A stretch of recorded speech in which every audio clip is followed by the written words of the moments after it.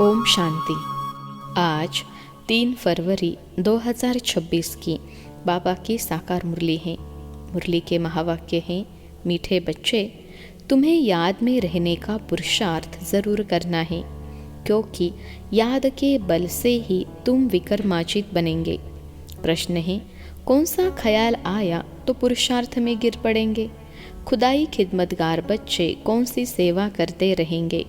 उत्तर है, कई बच्चे समझते हैं अभी टाइम पड़ा है, पीछे पुरुषार्थ कर लेंगे, परंतु मौत का नियम थोड़े ही है, कल कल करते मर जाएंगे। इसलिए ऐसे मत समझो बहुत वर्ष पड़े हैं, पिछाड़ी में गैलप कर लेंगे।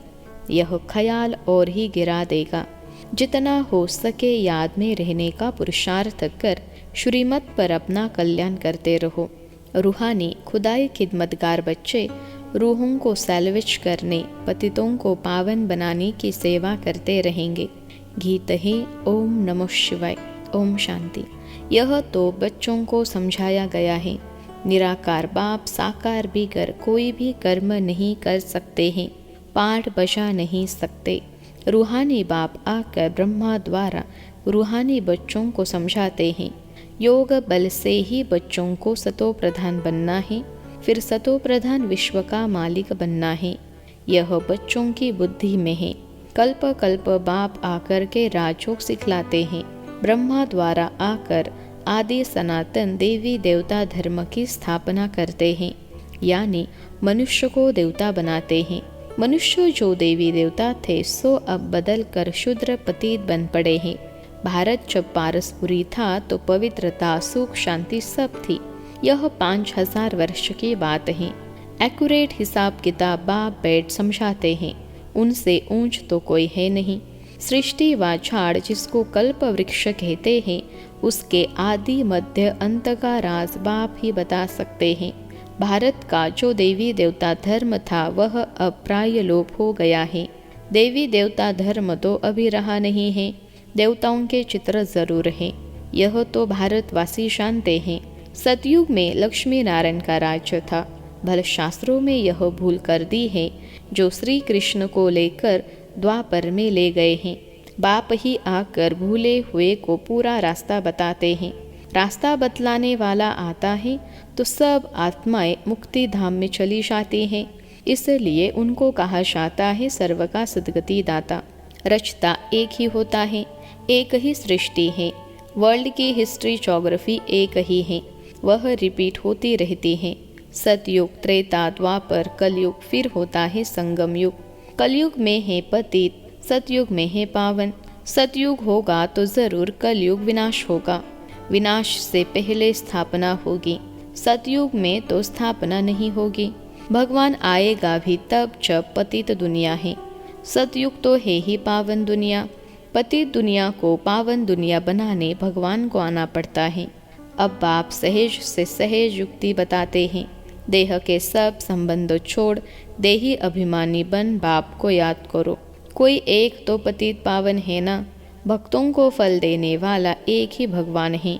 भक्तों को ज्ञान देते हैं। पतित दुनिया में ज्ञान सागर ही आते हैं पावन बनाने लिए। पावन बनते हो योग से, बाप बिगड़ तो कोई पावन बना न सके। यह सब बातें बुद्धि में बिठाई जाती है और उनको समझाने के लिए। घर घर में संदेश देना है।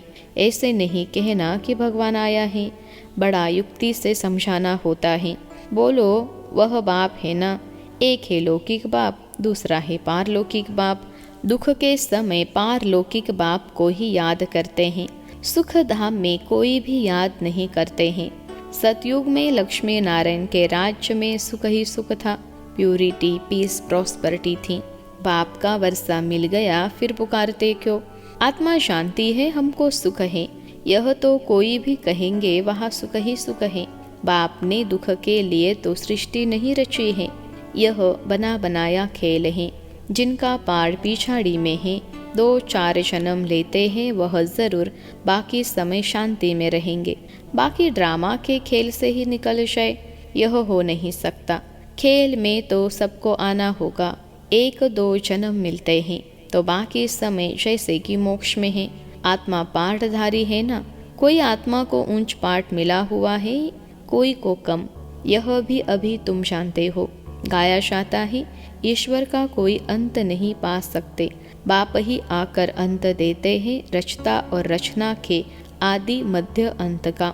जब तक रचता खुद न आए तब तक रचता और रचना को जान नहीं सकते, बाप ही आकर बतलाते हैं। मैं साधारण तन में प्रवेश करता हूँ, मैं जिनमें प्रवेश करता हूँ वह अपने जन्मों को नहीं जानते, उनको बैठ 84 जन्मों की कहानी सुनाता हूँ।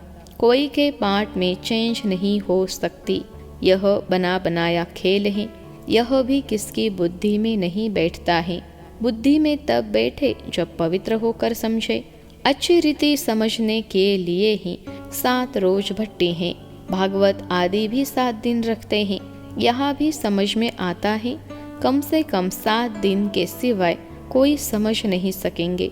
कोई कोई तो अच्छा समझ लेते हैं, कोई कोई तो 7 रोज समझ कर भी कुछ नहीं समझते, बुद्धि में बैठता नहीं। कह देते हैं हम तो 7 रोज आया, हमारी बुद्धि में कुछ बैठता नहीं। ऊंच पद पाना नहीं होगा तो बुद्धि में बैठेगा नहीं। अच्छा, फिर भी उनका कल्याण तो हुआ ना। प्रजा तो ऐसे ही बनती है, बाकी राज्य भाग्य लेना उसमें तो गुप्त मेहनत है। बाप को याद करने से ही विकर्म विनाश होते हैं। अब करो न करो, परंतु बाप का डायरेक्शन यह है। प्यारी वस्तु को तो याद किया जाता है ना।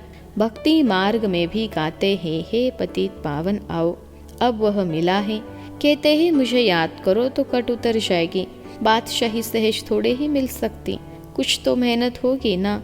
याद में ही मेहनत है, मुख्य है ही याद की यात्रा। बहुत याद करने वाले कर्मातीत अवस्था को पा लेते हैं। पूरा याद न करने से विकर्म विनाश नहीं होंगे।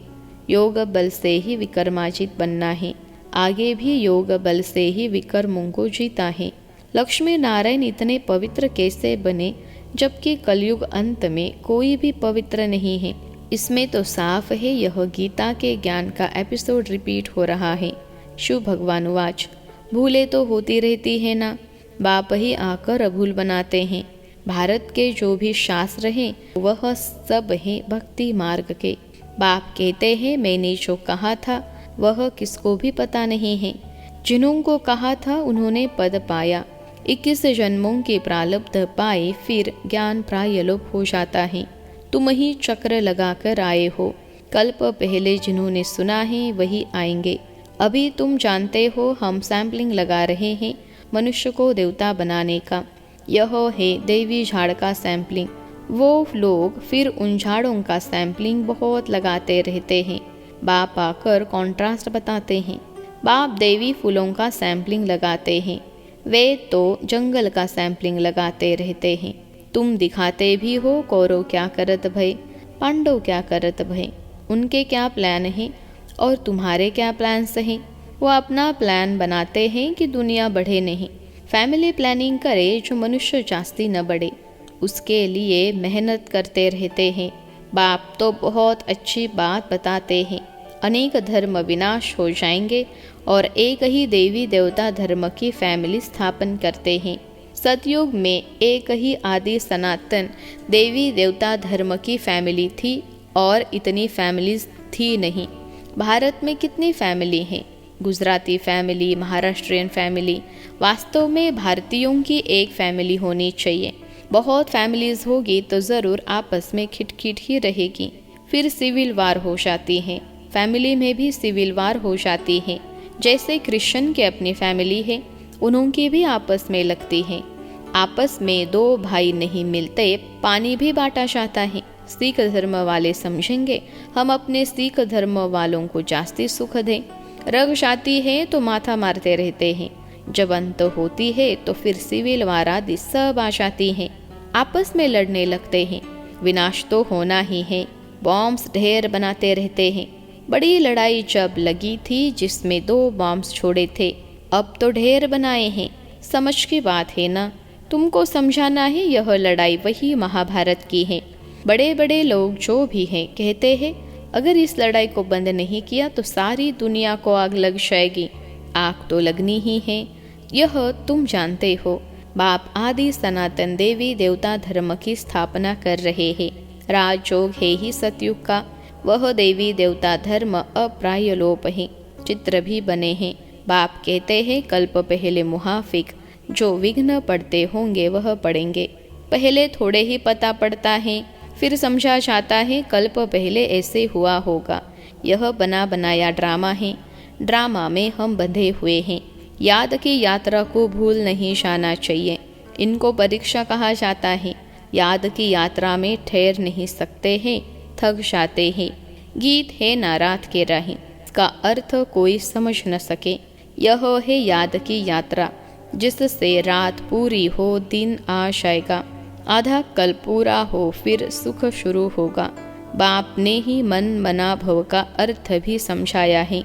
सिर्फ गीता में श्री कृष्ण का नाम डालने से वह ताकत नहीं रही है। अब कल्याण तो सबका होना है। गोया हम सब मनुष्य मात्र का कल्याण कर रहे हैं। भारत खास और दुनिया आम, सबका श्रीमत पर हम कल्याण कर रहे हैं। कल्याणकारी जो बनेंगे तो उनको वर्षा भी मिलेगा। याद की यात्रा के सिवाय कल्याण हो न सके। अभी तुमको समझाया जाता है, वह तो बेहद का बाप है। बाप से वर्षा मिला था। भारतवासियों ने ही 84 जन्म लिए हैं। पुनर्जन्म का भी हिसाब है। कोई समझते नहीं कि 84 जन्म कौन लेते हैं। अपने ही श्लोक आदि बनाकर सुनाते रहते हैं। गीता वही, टीकाएं अनेक लिख देते हैं। गीता से तो भागवत बड़ा कर दिया है। गीता में है ज्ञान, भागवत में है जीवन कहानी।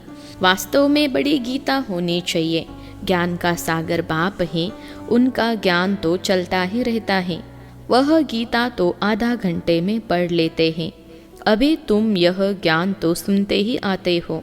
दिन प्रतिदिन तुम्हारे पास अनेक लोग आते रहेंगे, धीरे धीरे आएंगे। अभी ही अगर बड़े बड़े राजा आ जाए फिर तो देरी न लगे, झट आवाज निकल जाए। इसलिए युक्ति से धीरे धीरे चलता रहता है। यह है ही गुप्त ज्ञान, किसको पता नहीं है कि यह क्या कर रहे हैं। रावण के साथ तुम्हारी युद्ध कैसे है, यह तो तुम ही जानो और कोई जान न सके। भगवानुवाच, तुम सतो प्रधान बनने के लिए मुझे याद करो तो पाप नाश हो जाएंगे। पवित्र बनो तब तो साथ ले जाओ। जीवन मुक्ति सबको मिलनी है। रावण राज्य से मुक्ति हो जाएगी। तुम लिखते भी हो, हम शिव शक्ति ब्रह्मा कुमार कुमारियाँ श्रेष्ठाचारी दुनिया स्थापन करेंगे। परमपिता परमात्मा के श्रीमत पर 5000 वर्ष पहले मुहाफिक, 5000 वर्ष पहले श्रेष्ठाचारी दुनिया थी। यह बुद्धि में बिठाना चाहिए। मुख्य मुख्य पॉइंट्स बुद्धि में धारण होंगी, तब याद की यात्रा में रहेंगे। पत्थर बुद्धि है ना, कोई समझते हैं अभी टाइम पड़ा है, पीछे पुरुषार्थ कर लेंगे। परंतु मौत का नियम थोड़े ही है। कल मर जाए तो कल कल करते मर जाएंगे। पुरुषार्थ तो किया नहीं, इसलिए ऐसे मत समझो बहुत वर्ष बड़े हैं, पिछाड़ी में गैलप कर लेंगे। यह ख्याल और ही गिरा देंगे। जितना हो सके पुरुषार्थ करते रहो। श्रीमत पर हर एक को अपना कल्याण करना है, अपनी जांच करनी है। कितना बाप को याद करता हूँ और कितना बाप की सर्विस करता हूँ। रूहानी खुदाई खिदमतगार तुम हो ना। तुम रूहों को सैल्वेज करते हो। रूह पतित से पावन कैसे बने, उसकी युक्तियाँ बतलाते हैं। दुनिया में अच्छे और बुरे मनुष्य तो होते ही हैं। हर एक का पार्ट अपना अपना है। यह है बेहद की बात। मुख्य टाल टालियाँ ही गिनी जाती हैं, बाकी तो पत्ते अनेक हैं। बाप समझाते रहते हैं, बच्चे मेहनत करो। सबको बाप का परिचय दो तो बाप से बुद्धियोग जुट जाए। बाप सब बच्चों को कहते हैं, पवित्र बनो तो मुक्ति धाम में चले जाएंगे। दुनिया को थोड़े ही पता है कि महाभारत लड़ाई से क्या होगा। यह ज्ञान यज्ञ रचा गया है क्योंकि नई दुनिया चाहिए। हमारा यज्ञ पूरा होगा तब सब इस यज्ञ में स्वाहा हो जाएंगे। अच्छा, मीठे मीठे सिखिलते बच्चों प्रति माता पिता बाप दादा का याद प्यार और गुड मॉर्निंग। रूहानी बाप के रूहानी बच्चों को नमस्ते। हम रूहानी बच्चों की सिखिलते रूहानी माता पिता बाप दादा को याद प्यार, गुड मॉर्निंग और नमस्ते बाबा नमस्ते। धारणा के लिए मुख्य सार। पहली पॉइंट है, यह बना बनाया ड्रामा है, इसलिए विघ्नों से घबराना नहीं है। विघ्नों में याद की यात्रा को भूल नहीं जाना है। ध्यान रहे, याद की यात्रा कभी ठहर न जाए। दूसरी पॉइंट है, पारलौकिक बाप का परिचय सबको देते हुए पावन बनने की युक्ति बतलानी है। देवी झाड़ का सैंपलिंग लगाना है। आज का वरदान है, मैंपन का त्याग कर सेवा में सदा खोए रहने वाले त्याग मूर्त सेवाधारी भव। मैंपन का त्याग कर सेवा में सदा खोए रहने वाले त्याग मूर्त सेवाधारी भव। सेवाधारी सेवा में सफलता की अनुभूति तभी कर सकते हैं जब मैंपन का त्याग हो। मैं सेवा कर रही हूँ, मैंने सेवा की, इस सेवा भाव का त्याग मैंने नहीं की, लेकिन मैं करनहार हूँ। करावनहार बाप हैं। मैंपन बाबा के लौ में लीन हो जाए। इसको कहा जाता है सेवा में सदा खोए रहने वाले त्याग मूर्त सच्चे सेवाधारी। कराने वाला करा रहा है, हम निमित्त हैं। सेवा में मैंपन मिक्स होना अर्थात मोहताज बनना। सच्चे सेवाधारी में यह संस्कार हो नहीं सकते। आज का स्लोगन है, व्यर्थ को समाप्त कर दो तो सेवा की ऑफर सामने आएगी। व्यर्थ को समाप्त कर दो तो सेवा की ऑफर सामने आएगी। ये अव्यक्त इशारे एकता और विश्वास की विशेषता द्वारा सफलता संपन्न बनो। एकता के लिए स्वयं में समाने की शक्ति चाहिए, इससे दूसरे का संस्कार भी अवश्य शीतल हो जाएगा। सदा एक दो में स्नेह की श्रेष्ठता की भावना से संपर्क में आओ। गुणग्राही बनो तो एकता कायम रह सकती है। आपके संगठन की शुभ भावना अनेक आत्माओं को भावना का फल दिलाने के निमित्त बनेगी। उन्हें नई राह मिलेगी। अच्छा, ओम शांति।